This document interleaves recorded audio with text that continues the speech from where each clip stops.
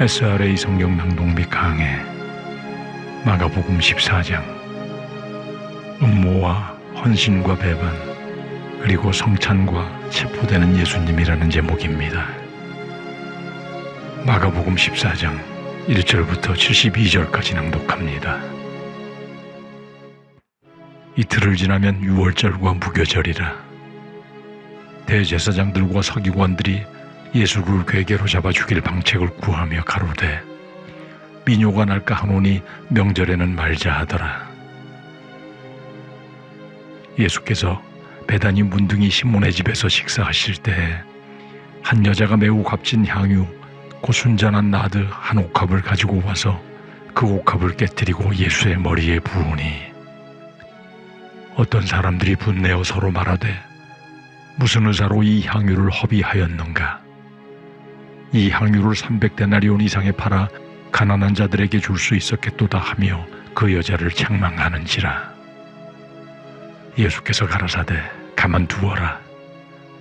너희가 어찌하여 저를 괴롭게 하느냐? 저가 내게 좋은 일을 하였느니라.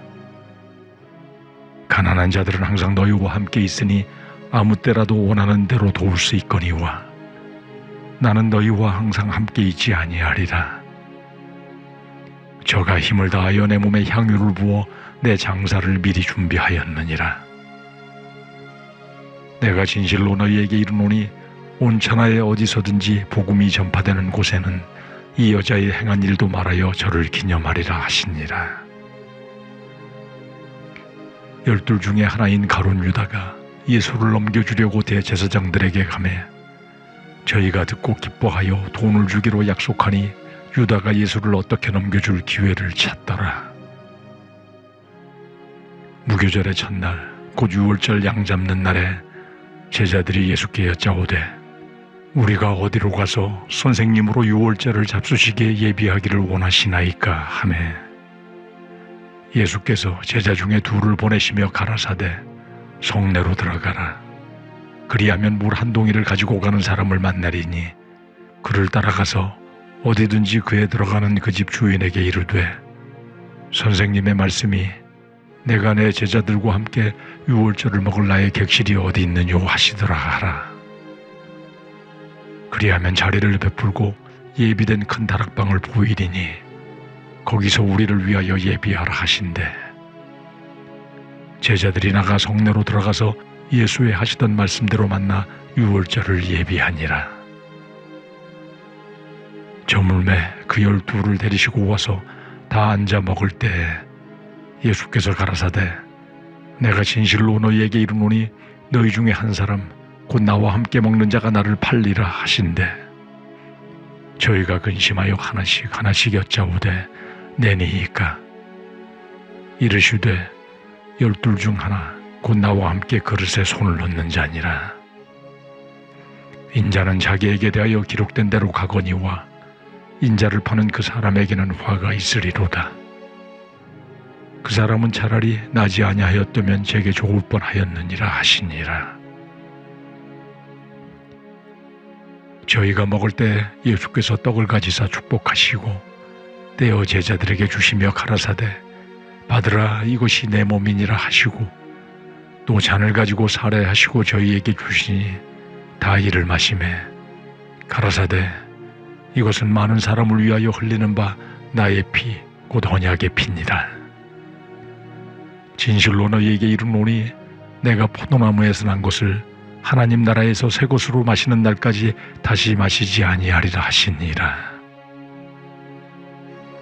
이에 저희가 찬미하고 감람산으로 나가니라. 예수께서 제자들에게 이르시되 너희가 다 나를 버리리라. 이는 기록된 바 내가 목자를 치리니 양들이 흩어지리라 하였느니라.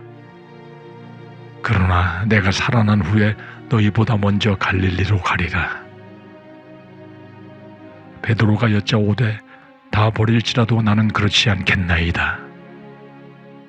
예수께서 가라사대 내가 진실로 내게 이르노니 오늘 이 밤 닭이 2번 울기 전에 내가 3번 나를 부인하리라. 베드로가 힘있게 말하되 내가 주와 함께 죽을지언정 주를 부인하지 않겠나이다 하고 모든 제자도 이와 같이 말하니라.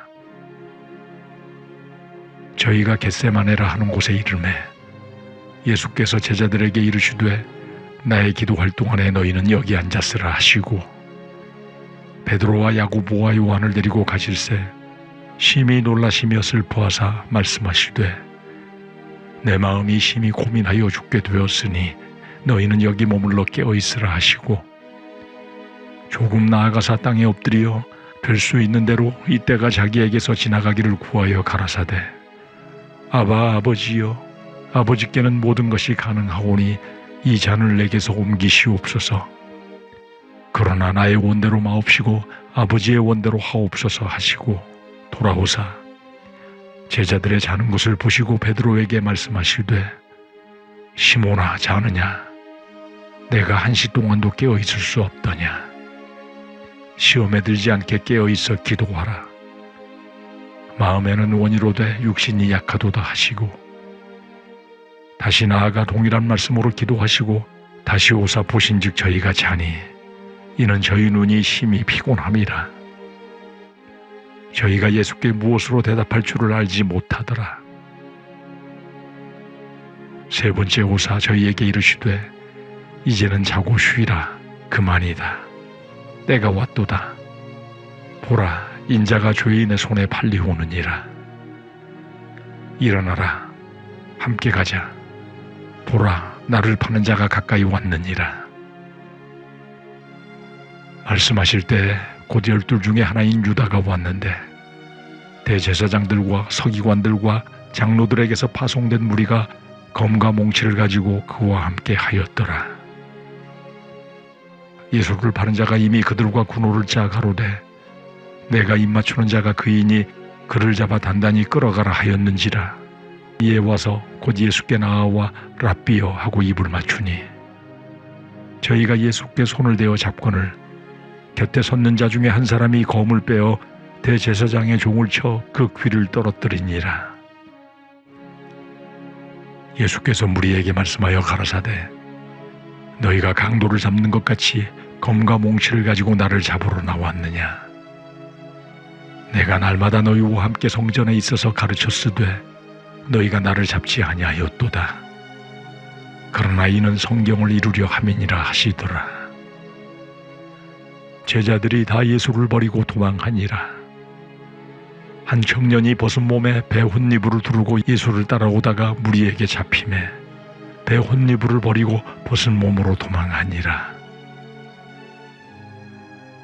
저희가 예수를 끌고 대제사장에게로 가니 대제사장들과 장로들과 서기관들이 다 모이더라. 베드로가 예수를 멀찍이 쫓아 대제사장의 집들 안까지 들어가서 하숙들과 함께 앉아 불을 쬐더라. 대제사장들과 온 공회가 예수를 죽이려고 그를 칠 증거를 찾되 얻지 못하니 이는 예수를 쳐서 거짓 증거하는 자가 많으나 그 증거가 서로 합하지 못함이라. 어떤 사람들이 일어나 예수를 쳐서 거짓 증거하여 가로되 우리가 그의 말을 들으니 손으로 지은 이 성전을 내가 헐고 손으로 짓지 아니한 다른 성전을 사흘에 지으리라 하더라 하되 오히려 그 증거도 서로 합하지 않더라. 대제사장이 가운데 일어서서 예수에게 물어 가로되 너는 아무 대답도 없느냐. 이 사람들이 너를 치는 증거가 어떠하냐 하되 잠잠하고 아무 대답도 아니하시거늘 대제사장이 다시 물어 가로되 내가 찬송받을 자의 아들 그리스도냐. 예수께서 이르시되 내가 그니라. 인자가 권능자의 우편에 앉은 것과 하늘 구름을 타고 오는 것을 너희가 보리라 하시니 대제사장이 자기 옷을 찢으며 가로되 우리가 어찌 더 증인을 요구하리요. 그 참남한 말을 너희가 들었도다. 너희는 어떻게 생각하느냐 하니 저희가 다 예수를 사형에 해당한 자로 정죄하고 혹은 그에게 침을 뱉으며 그의 얼굴을 가리우고 주먹으로 치며 가로되 선지자 노릇을 하라 하고 하숙들은 손바닥으로 치더라. 베드로는 아랫뜰에 있더니 대제사장의 비자 하나가 와서 베드로의 불잼을 보고 주목하여 가로되 너도 나사렛 예수와 함께 있었도다 하거늘 베드로가 부인하여 가로되 나는 내 말하는 것이 무엇인지 알지 못하고 깨닫지도 못하겠노라 하며 앞들로 나갈새 비자가 그를 보고 곁에 서 있는 자들에게 다시 이르되 이 사람은 그 당이라 하되 또 부인하더라. 조금 후에 곁에 서 있는 사람들이 다시 베드로에게 말하되 너는 갈릴리 사람이니 참으로 그 당이니라. 베드로가 저주하며 맹세하되 나는 너희의 말하는 이 사람을 알지 못하노라 하니 닭이 곧 두 번째 울더라. 이에 베드로가 예수께서 자기에게 하신 말씀 곧 닭이 두 번 울기 전에 내가 세 번 나를 부인하리라 하심이 기억되어 생각하고 울었더라. 아멘. 핵심을 정리합니다. 13장에서 세상 종말과 종말의 때의 환난 그리고 재림과 재림에 대비한 성도의 자세에 대한 예수님의 가르치심이 기록되었고 이제 14장에서 예수님의 순환 사건의 하루 전인 목요일에 유대 종교 지도자들의 예수님을 살해하려는 음모와 향유 옥합을 깬 여인의 헌신에 비교되는 예수님의 제자 가룟 유다의 배반 그리고 성만찬 제정과 붙잡히시는 사건이 기록됩니다. 1절에서 이틀을 지나면 유월절과 무교절이라고 시작합니다. 유월절의 원어의 뜻은 넘어감이라는 의미로서 이는 하나님이 애굽의 장자와 첫 태생을 죽이실 때 양의 피가 발라진 히브리인의 집을 넘어간 데서 생긴 말이며 유대인들은 유대력으로 니산월, 태양력으로는 3, 4월 14일이 시작되는 시점인 저녁 때에 양고기와 쓴나물, 누룩 없는 빵을 먹음으로 이 절기를 지켰습니다. 그리고 무교절은 누룩 없는 절기라는 의미이며 유월절 다음 날인 니산월 15일부터 21일까지 효모가 없는 딱딱한 빵과 쓴나물을 먹는 절기로서 이는 이스라엘이 과거 애굽 땅에서 고난받았던 시절을 잊지 않고 기억하므로 그 고난 가운데서 구원해 주신 하나님의 은혜에 감사하기 위한 절기였습니다. 그러나 유월절과 무교절은 사실상 시간적으로 이어지는 절기이므로 동일한 절기로 간주되기도 하였고 누가는 유월절로 불리우는 무교절이라고 누가복음 22장 1절에 기록함으로써 두 절기를 하나의 절기로 묘사하였습니다. 1, 2절에서 유대 종교 지도자들은 이런 애굽 압제에서 하나님의 은혜로 구원받았음을 기념하는 해방과 기쁨의 절기인 유월절에 오히려 하나님을 보내심을 받아 이 땅에 오신 하나님의 아들 예수 그리스도를 죽이려고 모의하는 것입니다. 그러나 그들은 예수님으로부터 죽일 만한 도덕적, 율법적 흠을 발견할 수 없었으므로 교활한 방법인 괴계로 죽일 방책을 찾고 있었으며 모의 결과 유월절 명절 기간 중 예수님의 체포와 처형은 지지하는 백성들의 소요가 일어날 수 있으므로 이때는 피하자고 결정합니다. 이들은 오직 공의를 지향하는 자들이 아니라 자기들의 정치적 실리를 추구하는 자들이므로 예수님의 체포를 미루려 하였으나 10절 이후 가룟 유다가 돈을 받고 예수님을 팔게 되므로 결국 그들의 계획과는 달리 예수님은 유월절 기간에 잡히어 하나님의 섭리인 십자가 사역을 이루시는 것입니다. 3절에서 9절은 예수님께서 베다니 한센병자 시몬의 집에서 식사하실 때 한 여인이 귀한 순전한 나드 한 옥합을 깨뜨리어 예수님의 머리에 붓는 사건이 기록됩니다. 순전한 나드란 진품 나드 기름이라는 뜻으로 동인도산 허브에서 짠 향수 기름을 말하며 이 나드는 5절에서 한 노동자의 300일 품삯인 300데나리온 이상에 팔 수 있는 매우 비싼 값어치의 향유였던 것이며 옥합이란 매끄러운 석고로 만든 둥글고 목이 가는 병을 말합니다. 신약 성경에서 한 여인의 옥합을 깨뜨린 사건은 사복음서에 모두 기록되어 있으며 요한복음에서는 예루살렘 입성 하루 전인 토요일에 있었던 사건으로 기록하고 있으나 마가와 마태는 십자가 순환 하루 전인 목요일에 일어난 사건으로 기록하고 있습니다. 그러나 시기가 중요한 것이 아니라 예수님의 순환 전에 이 사건이 기록되는 것은 예수님의 십자가 사역의 의의를 아직도 이해하지 못하는 제자들 중에 예수님을 팔려는 자가 이 향유 사건을 계기로 행동을 개시하게 됨을 뜻하는 것이며, 요한복음 12장에서 이 여인을 책망한 자가 바로 가룟 유다라고 나와 있는 것을 보면 알 수 있습니다. 그리고 둘째는 인류를 구원하시기 위해 고난을 받으시려는 예수님의 사역을 이해하고 예수님의 장례를 준비하며 귀한 순전한 나드 한 옥합을 깨뜨린 여인의 모습과 예수님의 사역을 이해하지 못하고 현실의 물질의 가치에 눈이 어두워 예수님을 배반하는 제자의 모습을 대조시키기 위한 것입니다.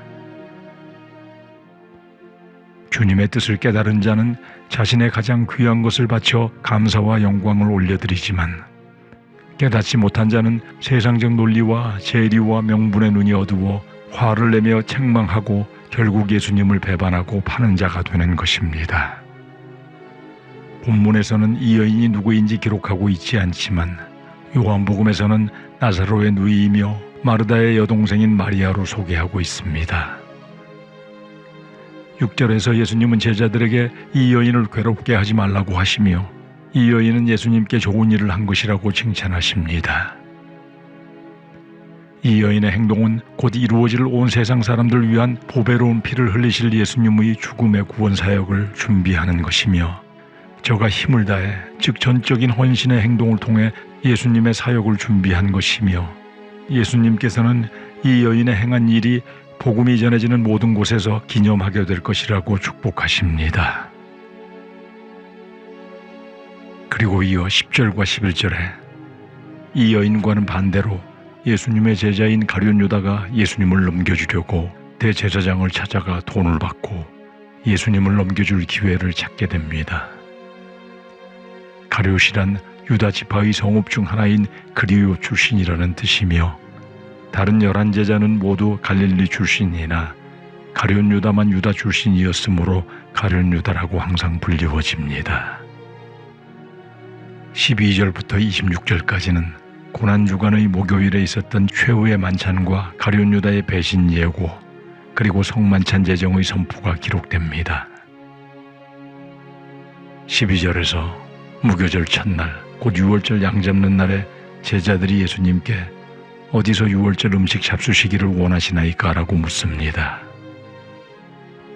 무교절의 첫날, 곧 유월절 양 잡는 날이란 출애굽기 12장 말씀에 의하면 유월절은 유대력 정월 14일로 일몰 후부터 다음 일몰 때까지를 말하며, 정월 14일 오후 3시경에 양을 잡아 그날 해진 후부터인 15일 무교절 첫날에 잡은 양과 무교병과 쓴 나물을 먹으며 유월절 축제를 지냅니다. 13절에 예수님께서는 제자 둘을 보내 성내의 큰 다락방에 유월절 식사할 장소를 준비하시고 날이 저물자 제자들과 함께 식사하십니다. 이 방은 예수님 승천 후 120명 제자가 모여 기도하던 마가의 다락방이라고 전해집니다. 그리고 18절에 식사하실 때 함께 식사하는 제자 중 하나가 나를 팔리라 하십니다. 19절에서 제자들은 자신들 중 한 사람이 예수를 팔 것이라는 말씀을 듣고 놀랍고 당황스러운 마음을 넘어 슬픔에 사로잡혀 혹시라도 나는 아니겠지요? 라고 묻습니다. 마태복음 26장 25절에서는 가룟 유다가 내니이까? 라고 묻는 모습을 기록하고 있어 더 직접적이고 노골적으로 유다의 위선을 드러냅니다. 20절에 12 중 하나, 곧 나와 함께 그릇에 손을 넣는 자니라고 다시 말씀하시며, 21절에서 예수님은 구약 성경의 시편 22편과 41편 9절, 그리고 이사야서 53장에 기록되어 있는 메시아의 배신당함과 고난, 십자가의 죽음과 관련된 기록된 내용대로 팔리고 죽을 것이지만 예수님을 파는 그 사람은 틀림없이 화를 당할 것임을 예고하십니다. 이 모든 것이 하나님의 계획과 주권에 의해 이루어지는 일이라 할지라도 그 일에 관여한 인간의 도덕적 책임이 면제되는 것은 아니며, 악을 행하는 그 사람에게 화가 임하는 것은 필연적이라는 사실을 보여주는 것입니다. 예수님께서는 가룟 유다에게 마지막 회개할 기회를 주기 위해 그 죄의 심각성을 말씀하셨지만, 누가복음 22장 3절 말씀과 같이 이미 사탄의 지배를 받고 있는 가룟 유다는 그 마지막 기회조차 스스로 저버리는 것입니다. 그리고 22절부터 25절까지 유월절 식사 도중 예수님은 성찬의식을 제정하여 가르치십니다. 세례와 더불어 기독교 2대 성례 중 하나인 성찬의식은 그리스도 순환의 의미와 그리스도와 성도 간의 신령한 연합을 보여주는 값진 의미를 갖는 의식인 것입니다. 예수님은 자기 몸을 상징하는 떡을 떼어 그 제자들에게 주시고 이것은 내 몸이니라는 말씀으로 예수님을 기념하게 하셨습니다. 로마 가톨릭은 성찬에서 누룩없는 빵이 사제들의 손에서 각 성도들의 입속으로 들어가는 순간 예수님의 살로 실제로 변한다는 화채설을 주장하고 이를 반대하는 사람은 죽이거나 형을 가했지만 누가복음 22장 19절 말씀과 같이 성찬의 빵을 먹을 때마다 예수님을 기념하라고 하신 말씀대로 예수님의 구속사역의 은혜를 기억하고 감사하며 기념하는 행사임을 잊지 말아야 할 것입니다. 그리고 24절에서 포도주 잔을 가지고 감사를 올린 뒤 제자들에게 나누어 주시며 이것은 나의 피, 곧 언약의 피라고 하십니다. 출애굽기 24장 8절에서 구약시대의 모세는 하나님과 이스라엘 백성들 간의 언약을 중재하면서 소의 피를 백성들에게 뿌리며 이는 여호와께서 너희와 세우신 언약의 피니라고 선언하였지만 신약시대의 예수님은 인류 구속자이신 자신과 그 구속의 언약에 동참하는 사람들 사이에 그 구속의 언약을 확정하는 표로서 자기 자신의 피를 언급하시는 것입니다. 22절의 이것이 내 몸이니라는 표현과 같이 본문의 포도주 역시 예수님의 희생의 피를 상징하는 표현이므로 우리가 성찬식을 행하면서 마시는 포도주는 우리 몸속에 들어가서 실제 예수님의 피로 변하는 화채설도 아니고 그 포도주 속에 예수님의 피가 들어있다는 공제설도 아니며 예수님께서 살이 찢기시고 보배로운 피를 흘리신 대속적 희생에 감사하며 이를 기억하고 기념하게 하는 행사를 가르치시는 것입니다. 26절에 유월절 식사와 모든 교훈을 마치신 예수님은 이제 감람산의 겟세마네 동산으로 기도하러 올라가십니다. 27절부터 31절까지는 감람산 도상에서 제자들의 도주 및 베드로의 예수 부인 사건을 예고하십니다. 27절에서 예수님은 스가랴서 13장 7절의 하나님의 말씀인 가라 깨어서 내 목자 내 짝된 자를 치라 목자를 치면 양이 흩어지려니와 라는 말씀을 인용하시어 제자들이 다 나를 버리리라고 하십니다. 그리고 이어 예수님께서는 자신이 죽음에서 살아나시어 너희보다 먼저 갈릴리로 가실 것이라며 용기를 주십니다. 하나님께서는 예수님을 통해 인류의 대속을 이루신 후에 그에게 다시 생명을 회복시켜 주시는 것입니다. 그러나 29절에서 베드로는 결코 주님을 버리지 않겠노라고 호언장담합니다. 그는 그토록 예수 그리스도를 사랑했고 그를 위해 목숨까지 버릴 각오를 하고 있었지만 자신의 연약함을 미처 고려하지 않은 것입니다. 인간은 시련이 닥칠 때 언제든지 주님을 등질 수도 있는 연약한 존재라는 사실을 간과하고 있었던 것입니다. 그러나 인간의 연약함을 아시는 예수님은 30절에서 닭이 2번 울기 전에 내가 3번 나를 부인하리라고 예고하십니다. 이는 철저하고 완전하게 부인할 것임을 말씀하시는 것이며 자신의 맹세와 정반대로 행동하게 될 것임을 예언하시는 것입니다. 베드로가 이 말씀을 듣고 31절에서 마음이 크게 격동되어 흥분하여 내가 주와 함께 죽을지언정 결코 그런 배반을 하지 않겠노라고 호언장담하나 예수님의 말씀 앞에서 듣고 겸손히 자신을 돌아보지 않고 인간의 연약함을 인정하지 않는 교만한 태도를 보이는 것입니다. 이 베드로의 모습이 이 세상을 사는 우리의 모습인 것입니다. 이어 32절부터 42절까지 예수님께서는 겟세마네 동산에서 마지막 기도를 하십니다. 겟세마네는 기름을 짠다는 뜻으로 감람산의 올리브 열매로 기름을 짜던 장소임을 알 수 있습니다. 33절에서 베드로와 야고보와 요한을 데리고 가실 때 내 마음이 심히 고민하여 죽게 되었으니 너희는 여기 머물러 깨어있으라 하십니다. 인류를 대신해서 담당해야 할 십자가의 죽음이 예수님께 너무나 큰 고통과 번민을 자아내는 두려운 것임을 보여주며 이를 제자들에게도 인식시키므로 제자들로 하여금 그러한 감정을 간접적으로 체험하고 그리스도 십자가 사역의 증인이 되게 하시는 것입니다. 35절에서 예수님은 땅에 엎드려 성부 하나님께 기도하십니다. 마태복음 26장 39절에서는 얼굴을 땅에 대시고 엎드려 기도하셨다고 기록하고 있으며 누가복음 22장 41절에서는 무릎을 꿇고 기도하셨다고 기록하고 있습니다. 이런 기도는 당시 바리새인들이나 서기관들이 똑바로 서서 두 손을 들고 기도하는 것과는 다른 하나님께 대한 예수님의 겸손과 간절한 마음을 보여주고 있습니다. 그리고 예수님은 될 수 있는 대로 이때가 자기에게서 지나가기를 구하십니다. 이는 만약 할 수 있다면 이때가 지나가게 해달라고 자신을 동정해 주실 것을 구하는 표현이며 인류를 구원하기 위해 무죄한 예수님이 십자가를 져야만 하는 하나님의 구속의 법칙을 알고 계셨으면서도 막상 죽음 앞에 서자 인간적인 심정으로 겪을 수밖에 없는 그 두려움과 괴로움 속에서 하나님의 긍휼을 요청하셨던 것입니다. 36절에서 아바 아버지여 아버지께는 모든 것이 가능하오니 이 잔을 내게서 옮기시옵소서. 그러나 나의 원대로 마옵시고 아버지의 원대로 하옵소서라고 하십니다. 아바로 음역된 아빠는 아버지를 의미하는 히브리어 아부에서 유래한 아람어이며 어린아이들이 아버지를 친근하게 부를 때 사용하던 단어였습니다. 유대인들은 불경스럽게 생각하여 하나님을 아빠로 부르지 않았으나 하나님의 아들이신 예수님께서는 그분을 아빠로 자연스럽게 부르셨고 예수 그리스도로 말미암아 하나님의 자녀가 된 사람들은 모두 하나님을 친근하게 아빠로 부를 수 있게 된 것입니다.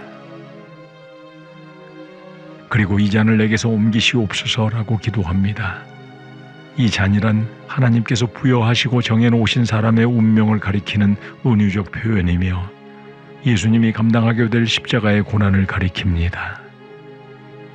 인간으로 오신 예수님은 십자가 죽음을 감당하기에 너무나 힘들고 고통스러워 자기에게 작정되어 있는 그 진노의 잔을 할 수만 있으면 피하고 싶었으므로 어린아이가 아버지에게 애걸하듯 간청하신 것입니다. 그러나 하나님의 충성스러운 아들인 예수님은 36절에서 나의 원대로 마옵시고 아버지의 원대로 하옵소서라고 하십니다. 원이란 뜻과 의지를 말하므로 십자가를 피하고 싶은 자신의 의지를 꺾고 하나님의 뜻에 순종하고자 하는 예수님의 겸손한 마음 자세를 나타내는 것이며 비참한 죽음을 피하고 싶은 인간적 본능을 이겨내고 겸허히 하나님 아버지의 뜻에 순종할 것을 결의하는 것입니다. 이것이 빌립보서 2장 8절 말씀과 같이 자기를 낮추시고 죽기까지 복종하신 예수님의 모습을 보여주는 것이며 이 예수님의 십자가 공로로 말미암아 허물과 죄로 죽어 본질상 진노의 자녀였던 우리가 하나님과 더불어 화목하게 되어 하나님의 자녀가 되게 하시는 것입니다.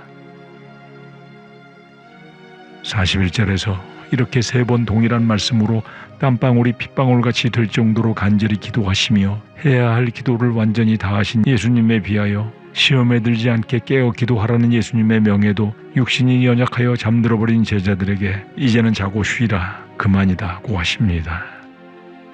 자고 쉬라 그만이다 라는 것은 이제까지 잔 것으로 충분하다, 이제는 깨어날 시간이다라는 의미이며 죄인들에게 자신이 체포될 때가 왔고 가룟 유다의 손에 팔리게 됨을 알리시는 것입니다. 예수님이 유다에 의해 죄인들의 손에 팔리우게 되지만 결국 그 과정을 통해 오히려 예수님은 많은 죄인을 구원하시는 역설적 사역을 이루시는 것입니다. 43절부터 52절까지는 예수님께서는 예루살렘 공회에 의해 체포당하시고 제자들은 모두 도주하는 사건이 긴박하게 기록되어 있습니다. 43절에서 예수님의 말씀이 채 끝나기도 전에 즉시 가룟 유다가 예수님이 계신 자리로 가까이 오게 되고 대제사장들과 서기관들과 장로들에게서 파송된 무리가 검과 몽치를 가지고 함께 옵니다. 검은 칼의 모든 종류를 말하며 몽치는 나무 몽둥이를 말하는 것입니다. 44절에서 유다가 예수님께 나아와 랍비여 하고 입을 맞추니 이것을 신호로 무리들이 예수님을 붙잡고 결박합니다. 47절에서 예수님 곁에 섰던 자 중 한 명이 칼을 빼어 대제사장의 종을 쳐 귀를 팹니다. 요한복음 18장에서는 이 사람이 베드로이며 귀가 잘린 자는 대제사장의 종 말고라고 기록하고 있습니다. 예수님께서는 48절에서 너희가 강도를 잡는 것 같이 검과 몽치를 가지고 나를 잡으러 나왔느냐? 내가 날마다 너희와 함께 성전에 있어서 가르쳤으되 너희가 나를 잡지 아니하였도다. 그러나 이는 성경을 이루려 함이니라 하십니다. 예수님께서는 이런 모든 일어나는 일이 성경을 이루려 하는 것임을 분명히 하시는 것입니다. 이사야서 53장 12절 말씀에 그가 범죄자 중에 하나로 헤아림을 입었음이라는 말씀이 성취된 것이며, 또한 앞으로 강도들과 함께 십자가에 달리시는 것도 이 말씀이 성취되는 것입니다. 그리고 성전에서 매일 가르쳤어도 예수님을 체포하지 못한 것은 예수님께서 강도처럼 불의한 일을 하신 것이 아니라 가르치는 랍비의 일을 하셨다는 사실이며, 강도처럼 취급받아야 할 아무런 이유가 없음을 말씀하시는 것입니다. 이는 메시아가 죄인과 같이 취급될 것임을 예언하는 이사야서 53장 12절이나 스가랴서 13장 7절 말씀과 같은 구약의 모든 말씀이 성취됨을 가리키며, 하나님께서는 구약 선지자들을 통해 예수의 체포와 죽음에 관련해서 친히 예언하신 말씀을 성취하기 위해 예수께서 랍비로 가르치실 때는 유대인들을 하여금 체포하지 못하게 하시다가 때가 되어 검과 나무 몽둥이를 든 무리들에게 밤중에 강도와 같이 체포되도록 허용하시는 것입니다. 50절에서 놀란 제자들은 다 예수님을 버리고 도망합니다. 이는 스가랴서 13장 7절에 너희가 다 나를 버리리라는 말씀이 그대로 성취되는 것입니다. 51절에 벗은 몸에 배 혼니부를 두르고 예수님을 따르던 청년이 무리에게 잡히니 혼니부를 버리고 벗은 몸으로 도망한 사건이 기록되어 있습니다. 이 내용은 마가복음에만 기록되어 있으므로 본서를 기록한 마가 자신이라는 견해가 지배적입니다. 53절부터 65절까지는 붙잡히신 예수님께서 사내들인 공회 앞에서 신문을 받으십니다. 53절에서 체포되신 예수님께서는 대제사장들과 장로들과 서기관들 앞으로 끌려가십니다.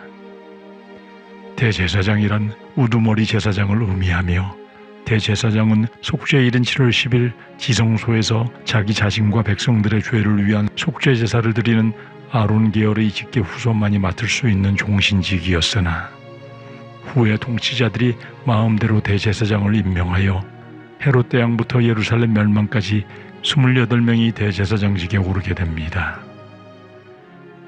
예수님 당시에는 가야바가 대제사장을 수행했으나 전직 대제사장이자 그의 장인인 안나스도 그와 대등하거나 더 큰 권력을 계속 가지고 있었습니다. 그러므로 요한복음 18장 13절에 의하면 무리들은 예수님을 전직 대제사장 안나스 집에 먼저 들려 신문받게 한 후 현직 대제사장인 가야바의 집으로 끌고 갔다고 기록하고 있습니다. 그리고 55절에서 대제사장들과 온 공회가 예수를 죽이려고 증거를 찾으나 얻지 못합니다.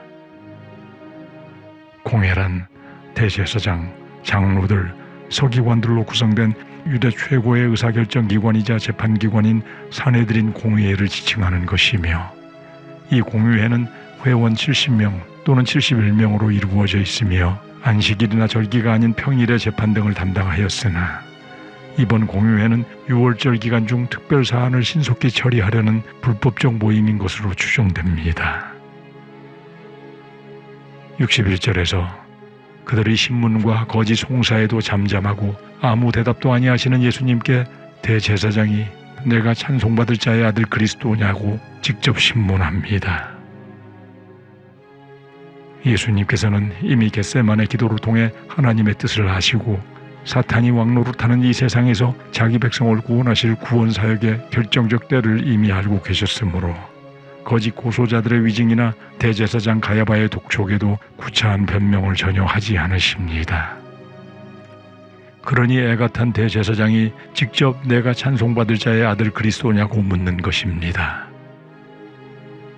찬송받을 자란 찬양받는 분이라는 뜻으로 하나님을 일컫는 표현이며, 찬송받을 자의 아들은 곧 그리스도라는 의미로서 당시 유대인들은 자기가 메시아라는 확실한 증명도 하지 못하면서 메시아라고 말하거나 하나님의 아들이라고 말을 함부로 하는 자는 하나님을 희롱하는 자로 규정하여 신성모독죄로 정죄하여 사형에까지 처하기도 하였습니다. 그러므로 예수님께 내가 찬송받을 자의 아들 그리스도냐라고 질문하므로 예수님의 입에서 인정하는 답이 나오기만을 기다리며 이 답이 나오면 그것을 증거로 예수님을 신성모독죄로 처벌하려고 한 것입니다. 마태복음 26장 63절에서는 내가 너로 살아계신 하나님께 맹세하게 하노니라는 말이 더 첨부되어 대답을 촉구하는 대제사장의 다급한 심정이 잘 나타나고 있습니다. 62절에서 예수님은 내가 그니라고 대답하십니다. 내가 그니라 라는 말의 원문은 에고 에이미로서 질문에 대한 답으로 나는 하나님의 아들 그리스도라는 답변일 뿐 아니라 나는 영원전부터 하나님과 함께 존재해온 자이다 라는 선언인 것입니다. 지금까지 침묵해오신 예수님이 이 시점에서 자신의 정체를 밝히 드러내는 것은 이제 메시아 사역을 수행하실 자신의 때가 되었기 때문이며, 자신이 메시아임을 드러내어도 이제는 더 이상 정치적 메시아로 오해받을 일도 없게 되었고, 또한 신성모독죄로 선고되어 사형당해도 무방하시기 때문입니다. 그리고 이어 인자가 권능자의 우편에 앉은 것과 하늘 구름을 타고 오는 것을 너희가 보리라 하십니다. 이 놀라운 선언은 시편 110편 1절에 내가 내 원수로 내 발등상 되게 하기까지 너는 내 우편에 앉으라는 말씀과 같은 것으로, 예수님이 죽으신 다음에 부활 승천하시어 하나님의 우편에서 영광과 권세를 누리며 이 세상을 통치할 것이라는 말씀이고, 다니엘서 7장 13절의 인자 같은 이가 하늘 구름을 타고 와서 라는 말씀과 같이 세상 끝날 다시 오시어 이 세상을 심판하실 것임을 간명하게 밝히시는 것입니다. 대제사장 가야바는 예수님이 자신들이 생각하는 정치적 메시아인가 물었으나 예수님은 그 질문에 뛰어넘어 그들이 자기를 죽여도 부활 승천하여 장세전에 하나님과 함께 누렸던 영광을 다시 회복하시는 하나님의 아들이며 장차 이 세상의 심판주로 다시 오실 분이심을 공포하고 계신 것입니다. 63절에서 대제사장은 자기 옷을 찢으며 사형에 해당하는 신성모독이라며 더 이상 증인이 필요 없음을 말합니다. 옷을 찢는 행위는 극한 분노를 표출하는 것이며 예수님의 말씀을 극도의 분노와 함께 신성모독적 발언으로 규정하고 예수님을 사형에 해당하는 죄목으로 정죄하는 것입니다. 그러자 하속들이 범죄자로 결정된 예수님께 침을 뱉고 때리며 희롱합니다. 이는 이사야서 53장 8절의 그가 곤욕과 신문을 당하고 끌려갔으니 그 세대 중에 누가 생각하기를 그가 산자의 땅에서 끊어짐은 마땅히 형벌받을 내 백성의 허물을 인함이라 하였으리요 라는 말씀이 이루어지는 것입니다. 66절부터 72절까지는 예수님의 예언대로 베드로의 예수 3번 부인과 저주 사건이 기록됩니다. 멀찍이 예수님을 쫓아 대제사장의 집들 안까지 들어가 하속들과 함께 앉아 불을 쬐던 베드로에게 66절에서 대제사장의 비자 즉 어린 여종이 다가와 베드로를 주목하여 너도 나사렛 예수와 함께 있었다고 하니 베드로는 놀라며 부인하여 내가 무슨 말을 하는지 깨닫지도 못하겠다고 부인합니다. 이 말은 철저히 모른다고 전면 부인하는 것입니다.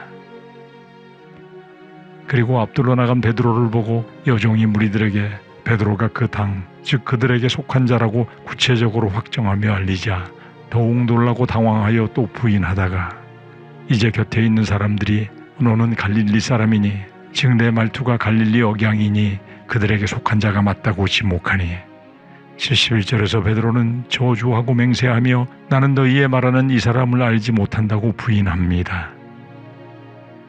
베드로는 첫 번째는 무슨 말인지도 모르겠다고 부인하고 두 번째는 반복하여 부인하다가 마침내 세 번째에는 신변의 위협이 더 가까이 다가오자 맹세하며 부인하는 것입니다.